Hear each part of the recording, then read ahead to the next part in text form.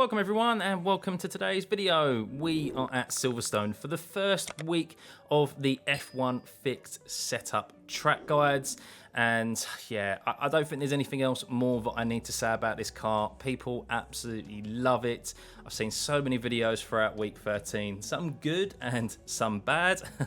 Lots of crashes at the start of people trying to get familiar with this car. I think people really do now have an appreciation for F1 drivers and what they have to actually do on the fly at 200 miles an hour in these cars, which is one of the reasons why I'm doing the fixed setup track guides. One, I love this car and I love the tracks that the schedule has been set out for us this season, but also because we don't have to worry about all the in-car changes in the fixed setup series. So as is standard with most fixed setup series, all you can change is the brake bias, but here we do have different tyre compounds that we can change. Now, I'm not going to pretend that I know all the details behind if we can do a quali lap on a set of tyres and then change them for the start of the race, or even what is going to be the quickest tyre around each track. I assume that's going to be dependent on the track conditions. But in this case, as you can see, we've got the red wall tyre, which is the soft tyre, and that seemed to be the quickest round here this week, or with the times that I was setting. Now, track conditions, the way that I do these track guides is that iRacing releases a schedule, and every single schedule has a set time and date that the sessions or the races will be at. So that's what I set my testing conditions at, and then I just generate the weather, and lo and behold, here we go. Sometimes the wind could be really high, sometimes really low, but it gives a fair reflection of the lap times that I do compared to what we'll probably see in the race week. Now, I'm not the quickest sim racer out there. There's guys who will probably be able to completely blitz this time, but I set a 1:25.8, which I was really happy with. It was a real joy to discover how to get this car to go quickly, even in the fixed setup. And yeah, it's a car that requires an understanding even without all the in-car changes. As an example, the ERS, we'll talk about it in a little bit more detail, but we can't change it in the car like we can in the open setup. It's set to balance, but you still have to watch the levels, because otherwise you won't get the best qualifying lap time that you can, or you may be a sitting duck in certain laps. So yeah, we'll elaborate that a little bit later on. But the track guide, for anyone who is new here, the way we do it is we do a flying lap. You'll see that from a cockpit view with my throttle inputs at the bottom, so you can see exactly how much brake I'm applying, how much throttle, how much steering input, etc.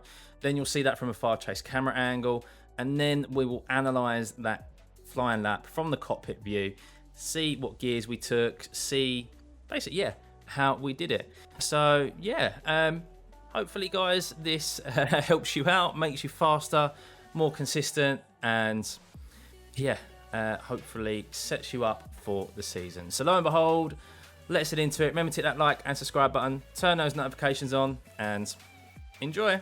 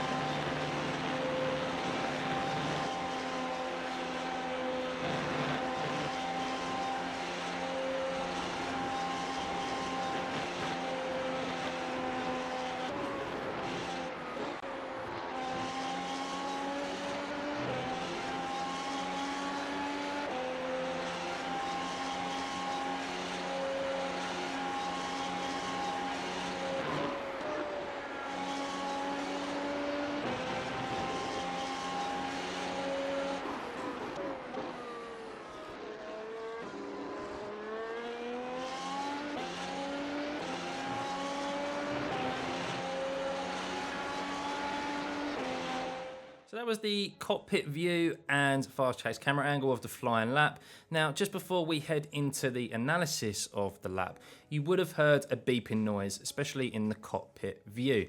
Now, most of you probably know what this is, and it currently isn't a feature in iRacing. So the great guys at the Missed Apex crew community have put together an app that basically gives us what the real-life F1 drivers receive. So within their headsets, or should I say their headphones that you see them put in just before they put their helmets on, they receive radio messages through these, but also beeps that denote when to change up gear. Now, this car is very quick to go up through the gears, especially from first to fifth, probably even sixth even, and it's very easy to hit the rev limiter and just bog down, which of course we don't want. We want to optimize as much speed as possible. Now, this app basically does exactly that. It provides the beeps of when to change gear, and it is so helpful. Not only that, it's a DRS indicator as well, so when you go through the DRS zones, because there are two here in Silverstone, which we will talk about a little bit further on. I'll point those out in the analysis.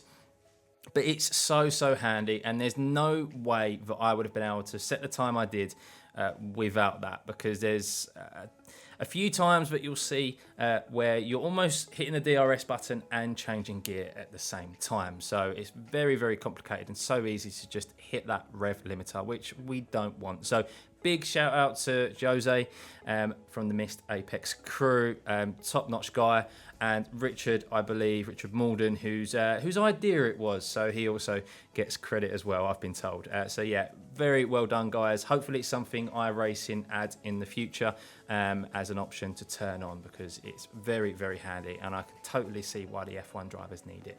If you want that third-party app, guys, you can join my Discord in the link below, and you'll be able to download it from there.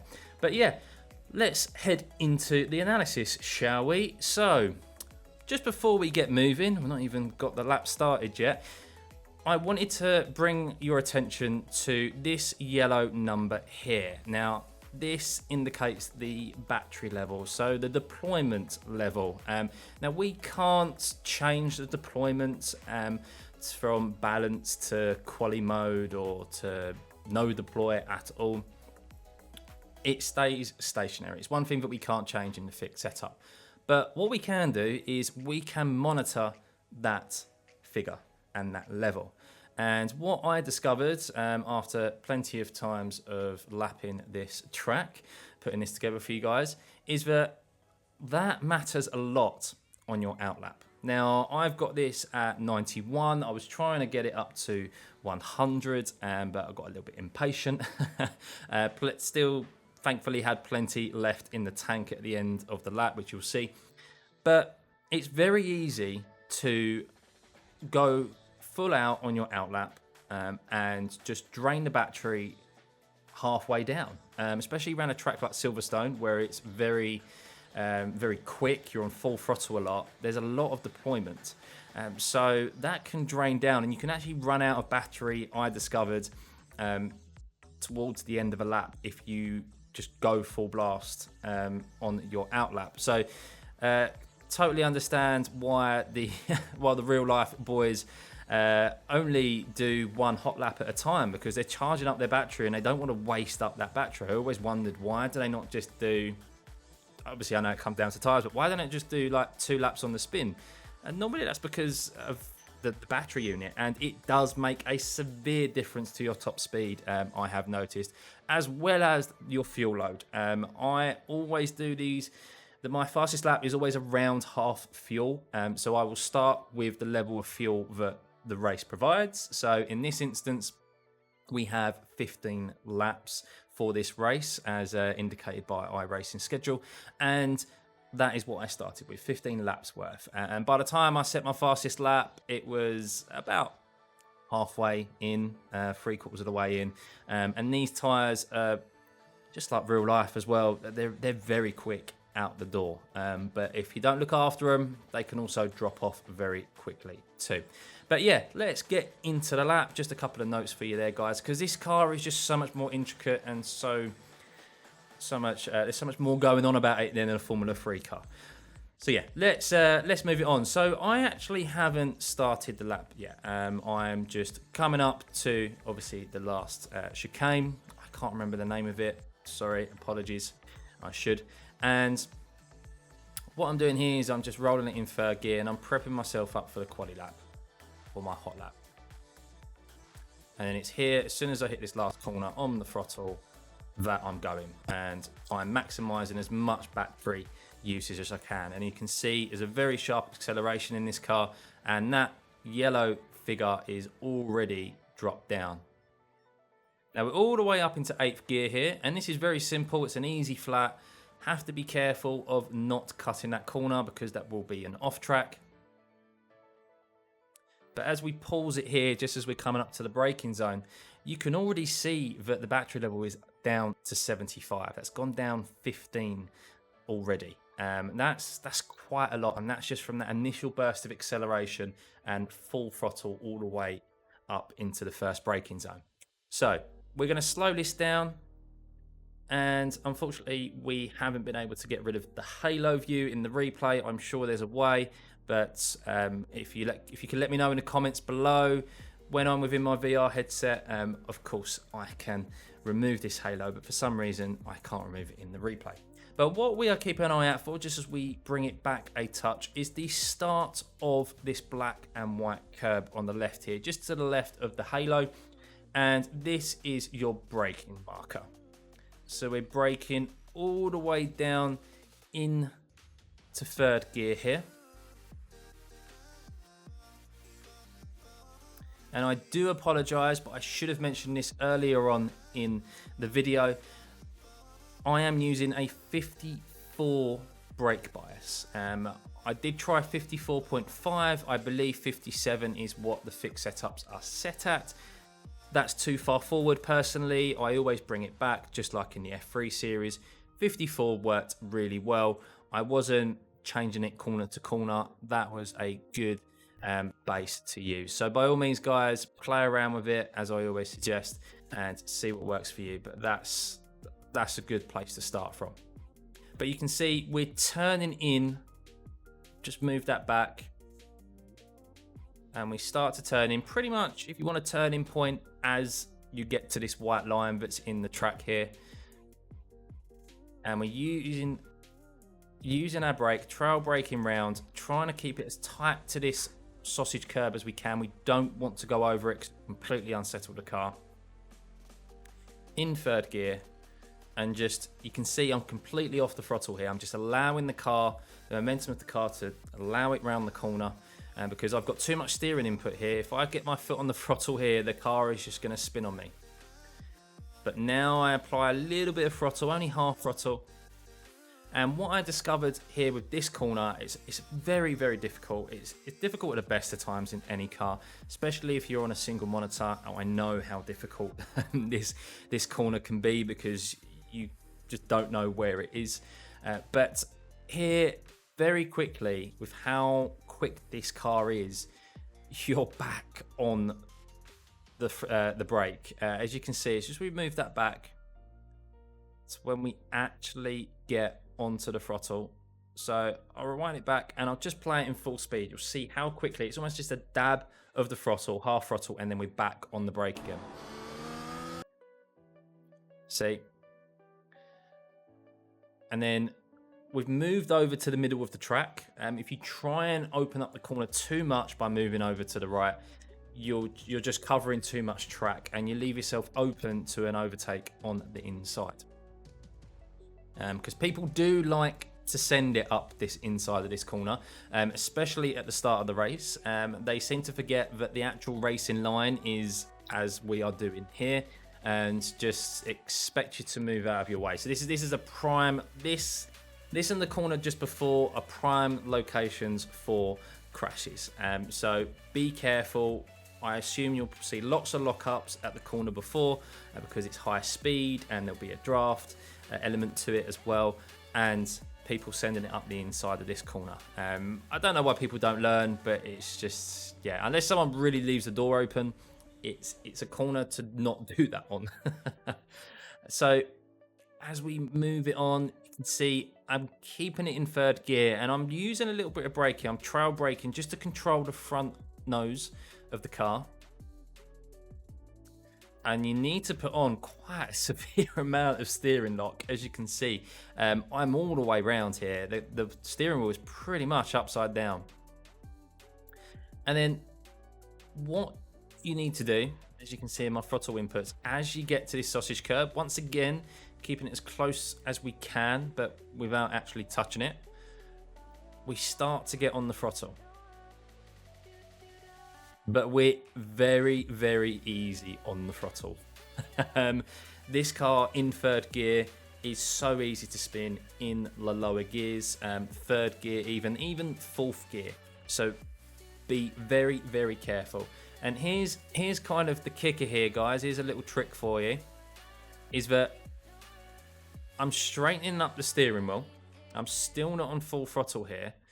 But if you look, my rev limiter does show that I get to the top, but in fact I am thinking about short shifting here. It may be that it happened, I timed it perfectly, but I'm actually intending to short shift into fourth gear, because if you do that, you limit the revs, you're in much lower revs, and you're able to get more control of the car, and the rear wheels won't spin up.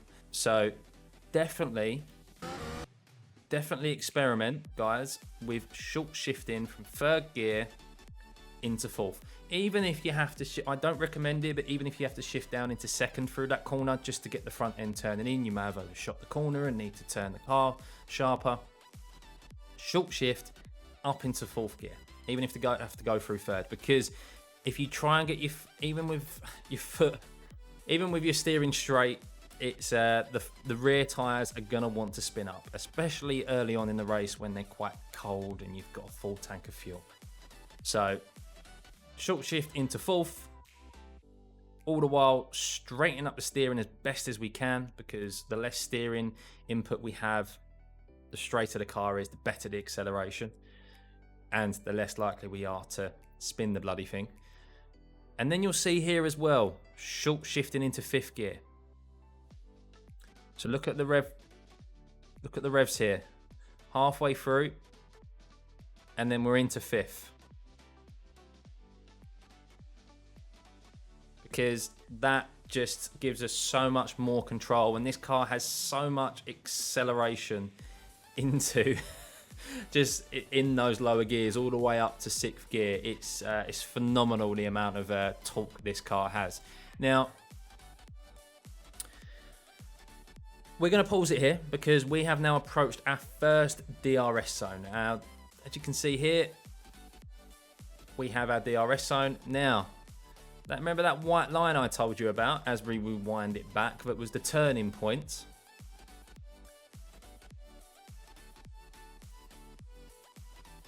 That is our DRS line. The line that caused so much fuss for Lewis Hamilton and Max Verstappen in Saudi Arabia. Of course, it's not the exact line because we're at Silverstone, but this line is where you need to be within 1 second of the car in front. The rules work exactly how F1 does. You need to be within 1 second of the car in front, and you will get access to DRS in the next zone. So as we forward it back to just before the DRS line, there are two long straights other than the main straight. Three long straights here then, really. But there are two main straights, I'm going to call them, in this around this track. We have Brooklands here, and then we have the back straight, which the name actually has passed me by. But here you have to have a button assigned to your steering wheel. It's essential, guys. Please make sure that you go into your controls, which are up in the options tab, and bind a button for DRS, because it is if you're going to race this car, it is essential. You're just going to be a sitting duck, and you're just going to wonder why you're getting overtaken all the time. So it is here that obviously we press the button, and then we're all the way up into the gears. This here is where the beeping app, the beeps come really into their own, because you can set the DRS beep as well. And there's a couple of times where you're almost pressing the DRS button and shifting up at the same time within a split second, and it's difficult to know if you've opened your DRS or not, so without actually having to look into your rear mirrors. So it's a very handy app to have and a very handy feature. So we're all the way up in the gears here, DRS enabled, and we are keeping it over to the right hand side. And what we're keeping an eye out for is the 50 bald marker. And as you can see, my throttle inputs, I brake just as we get to the 50 bald marker. And we are going to work our way down into 4th gear here. Now, this corner is a perfect example of how much downforce this car provides. I've never experienced anything like it in another sim racing car. God knows what it's like in real life. But we are hanging the car out right, and it's a late apex, Brooklands. The entry to Brooklands is a late apex. We don't want to be tight into it. As you can see, there was a bit of trail braking there until we got to 5th gear. We don't want to be all the way down into 4th gear straight away. 5th gear, we kind of ride through it, and then we shift down into 4th. And then we are on the throttle before we get into the apex, because there's so much downforce, we can just power through this corner. It's unreal. But I just want to bring to your attention, now anyone who has raced iRacing before in any series will know that before this season, this bit of track here, the green part where you've got a couple of very sausage curbs, almost like rumble strips really, we could go over that, and there was a lot of time that was gained. That is now not the case. This is an off track. So if you click on the rules tab of iRacing now, they have updated a number of their tracks to their new off-track system, which is more suitable to real life and it's more consistent. So we actually now know what turn the off-tracks are, exactly where they are. So there's no, to be honest, we can't complain anymore. So as we can see into the entry into Brooklands here, turn 6, this indicates that this is an off track. So if we get all 4 wheels over the inside of the curb, it's an off track. So be very careful, guys. For people who are familiar with Silverstone and have raced it for years, this is something new that we have to get used to. But it's probably the right decision. So as you can see there, my car is over the middle of the black and white curb. So I've only got 2 wheels on the green stuff. The right wheels are still within the track. And you can see here, we're just on throttle. As we get out the corner, we actually have to shift up to 5th. I kind of surprised myself I had to shift up to 5th. I got the beep and I just clicked it. But you could easily stay through 4th through here, because very quickly, as you can see, we're back onto the brakes, hugging this black and white curb. If you've taken the optimum speed through here, your car will come out in line with the black and white curb. If not, there's no issue with it. You will be not as far over, but the principle will still be the same, that you want to shift down into 3rd and try and keep it. There's different lines here. You can take a wider line and ensure you get a better exit. But personally, I like to keep a bit more of a tighter line. In 3rd gear, just a little bit of trail braking, and then we're very easy on the brake. So as you can see, as Sebastian Vettel did out of Brooklands, he spun the car because he did this exact thing. He had too much steering input, and then he got on the throttle too quickly, and the rears just spun up on him. So we're on half throttle here, and what we're going to do is we are once again going to upshift very, very quickly, as you will see, into 4th gear, because it's very easy, as I've said before, to get to the rev limiter, and if we do that with this steering input, the car is just going to spin on us. So what we're keeping an eye out for is the last of these inside orange curbs. So we have 2, and then we have 3. Now, just as we get to this is our indication that we can start unwinding the steering wheel and we can start to apply more throttle. As you can see, the throttle, that green bar's going up, and then we're up to 4th. Once again, doesn't look like that I've short shifted, but I actually have. It's so quick to get up to those, to the rev limiter in the short gears. And then what that does, changing up into 4th gear, just limits that torque, and we're lower in the gears and just gives us just much better drive out of the corner. I have tried that in 3rd gear through there. I spun the car too often, and I have tried going through in 4th gear, not even shifting down into 3rd, but I just didn't get the front of the nose turning in enough. Obviously, where this is a fixed setup, we can't change anything with the aero, the front nose, so we're limited to what we've got basically, and we have to find ways around it. And shifting into 3rd, down into 3rd, just gets that little bit of extra turn into the corner, and then short shifting into 4th. And then we allow the car to run out to the left, using all the track. Moving on the inside here, covering as little track as possible, working our way up the gears all the way into 8th, and then we come through to Copse corner, turn in on the 50. Phenomenal corner, and such a great feeling to go through that corner in just flat out. Nothing else really to say there. Entry into Maggots and Beckett's now. Now, what we want to do, as you've seen, we was all the way over to the right-hand side to open up the corner, and then slightly get 2 wheels on the red and white, the red sausage curb. And then this is a great section of corners, especially in this car. It is just, you can see why Formula 1 drivers absolutely love this racetrack, because this is where these cars come into their own. So slow it down, and what we are doing here, as you can see, very similar to, well, exactly as it is at Brooklands. As we look at the rules, when we scroll down,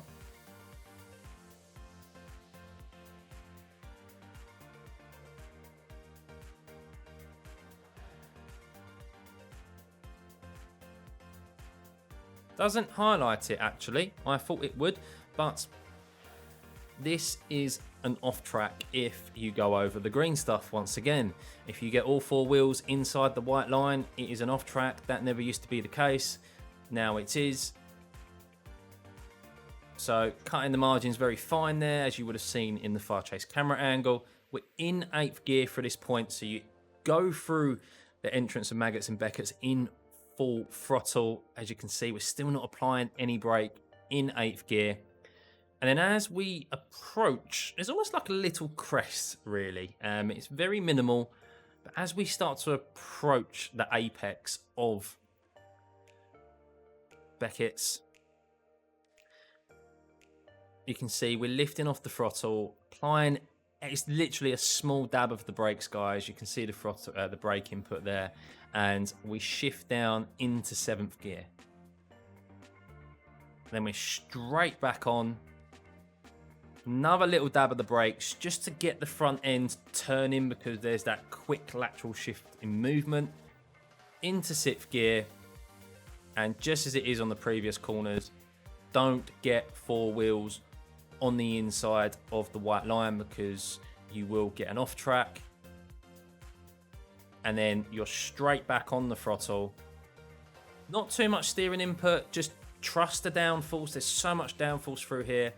And then, as you can see, another DRS line, which of course this one's a little bit of a difficult one. And as I said previously, with the previous DRS line, where the third party app with those beeps donating upshifts and DRS open really comes into its own and really helps, because you can see here we're on the rev limiter, and as we get just before the DRS line, we are shifting up into 7th gear. So we're pretty much shifting and pressing our DRS button at the same time. And it's nice to know, just to get a confirmation that a beep that the DRS wing is open, because it's probably going to be it's probably going to have some very tense situations through Maggots and Beckett's. If you can keep it close through there, of course, it's a prime overtaking opportunity down the back straight. And then it's not much else to say here. 8th gear, all the way down into the next corner. Once again, the name evades me. And just a little note here, guys, as I said before, how much battery usage you use throughout a lap. It's already down to 54 from 90. So if you'd come out the pits straight away and absolutely ragged your outlap, you're going to suffer. So be careful on your outlap, guys. As we come down here, we're keeping an eye out for the 50 ball marker. Now, this is another corner which the downforce of this car is just unreal, and such a satisfying feeling when you nail this corner. So we start to brake on the 50, as you can see from the throttle inputs, and we start to turn in at the same time. We shift down into 6th gear, little bit of trail braking. Even though we've got a lot of downforce, we still don't want to get on the throttle too early. It's very tempting to do that, but you'll run out of track very quickly. And the runoff here, while it has been, there's a bit more leniency to it now. If you go too far, it still results in a slowdown and an off track, and it's a bloody painful slowdown as well. But as you can see, kind of just as we start to see the inside orange curb here on the inside of the black and white curb, that's really, when that comes into view, that's when I get my foot down on the throttle.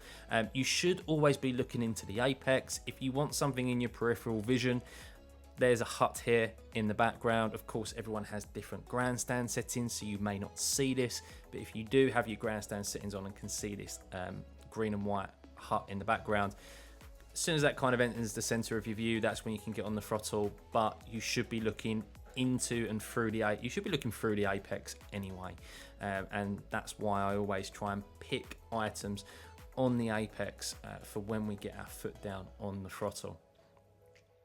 As you can see, full throttle now, trying to keep 2 wheels on the black and white curb. Wasn't as close as I could have been, so maybe a little bit of time lost. And you can see here, not too far wide, so we didn't get an off track or a slowdown. Off tracks have been a little bit more lenient there now. It used to be very harsh on that corner. And then we come down into the last chicane. And of course, this is going to be a prime overtaking opportunity. It is in any series, especially after the end of the back straight. If you haven't quite been able to get close enough, you can stick it close through that corner and line them up for an overtake here. Hopefully a little bit more successful than Vettel was on Verstappen that time around, if you remember that one. Now, what we're keeping an eye out for is the 100 ball marker on the right hand side, and we're braking pretty much on it. I might have been a little bit conservative on my braking this time around. I believe the guys in real life can brake. I think I saw Hamilton brake kind of in between the 150. The guy's phenomenal on the brake pedal, but I personally couldn't manage that. Something for you guys to try out. And we shift down into 3rd gear here, as you can see, just starting to turn in once the 50 ball marker goes past our view. And we can start to see really the apex of the sausage curb here. As per previous corners, keep it as tight to the sausage curb as we can. Trail braking through, as you can see, as I just rewind that back. Just managing the front end of the car. And then once we get through the apex, we're on the throttle, but not full throttle, because once again, we've got too much steering input. The car would spin on us. And then this is important here, guys. Very, very important that I have discovered. So I was going through this whole chicane through 3rd gear. Yes, it works, but it's very touchy. You have to be careful on the throttle, and it's so easy to spin the car. what I discovered is that if we short shift into 4th gear before we get to the second part of the chicane, the right-hander, we can limit those revs, limit the torque, and we can get on full throttle so much sooner and get so much more acceleration out of the corner. And that is going to be essential to overtaking people down the main straight, or Hamilton Straight as it's now known, into the next braking zone. So we'll really slow it down here. As you can see, I'm on half throttle here because I'm unwinding the steering wheel. And then as I'm turning it to the right, I've short shifted into 4th. Slight lift off the throttle a little bit, because if I do, I'm going to run too wide. Once again, try and keep it as tight to the corner as we can. I probably didn't hook that up as best as I could have done. I could have been a little bit closer, because what that did is that I was a little bit hesitant on the throttle because I knew I'd run a little bit too wide out of that chicane. So really at this point on previous laps, unfortunately the rest of the lap wasn't quite so good, but this corner in particular I have done better previously, and I was on full throttle, I would say, at this point as I get to the black and white curb here. But I'm a bit hesitant because I'm edging towards this sausage curb on the left, which if you hit this, the car will just shoot up, so you don't want that. And then when I knew I was just going to be inside it, that's when I got on full throttle, up into 5th gear, and then tight to the right-hander and across the line. And there we go, guys. That is a lap of Silverstone in the fixed setup in the Mercedes W12. And once the fuel delta runs out here, you will see, just as we pause it, we have a battery level left of 45.